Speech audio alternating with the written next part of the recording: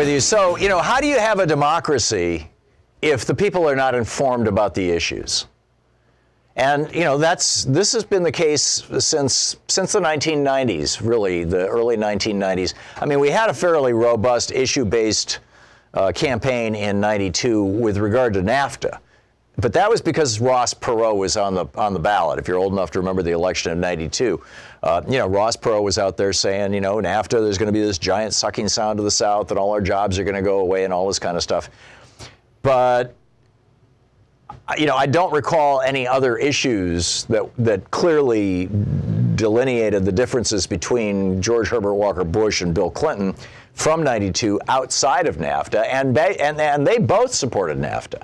I mean, George Herbert Walker Bush wrote NAFTA. It was his administration that wrote NAFTA. The negotiations started under Reagan. This was a Republican initiative to basically make the world of trade safe for big multinational corporations.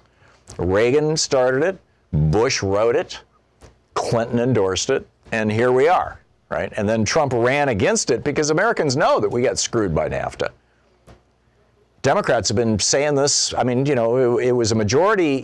When NAFTA passed Congress, it was a majority of Republicans voted for it. A majority of the Republicans voted for it. A minority of Democrats voted for it.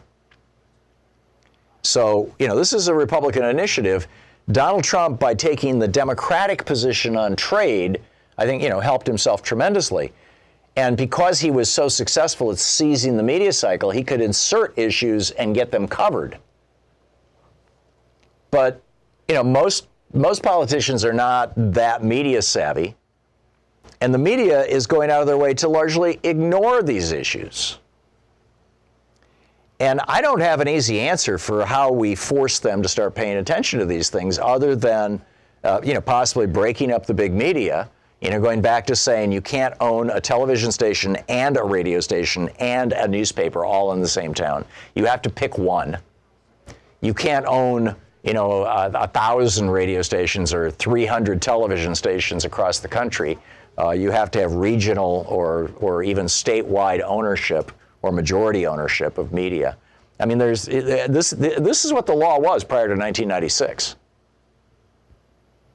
And I think it's one of the reasons that we had, pretty good diversity of opinion in our media, although it was starting to go downhill very, very rapidly following, 1987, following Reagan blowing up the Fairness Doctrine, which required news organizations to actually provide real news as the cost of doing business. And then we get this just like crazy stuff. I got an email, or actually Barney Rubble got an email from FreedomWorks. And from Noah Wall, their vice president. It says, Barney, imagine your family and friends coming to your house this Thanksgiving and being harassed by an angry liberal mob outside your home. Pretty scary, right? Well, that's exactly what the radical left wants to do to people who support conservative causes like you and me.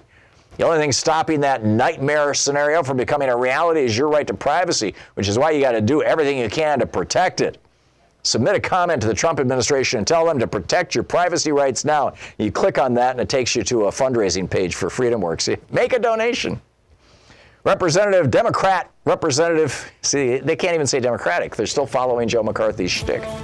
Democrat Representative Joaquin Castro has already released the names and addresses of conservatives in his district. And you've seen the terrorist group Antifa violently attack Trump supporters.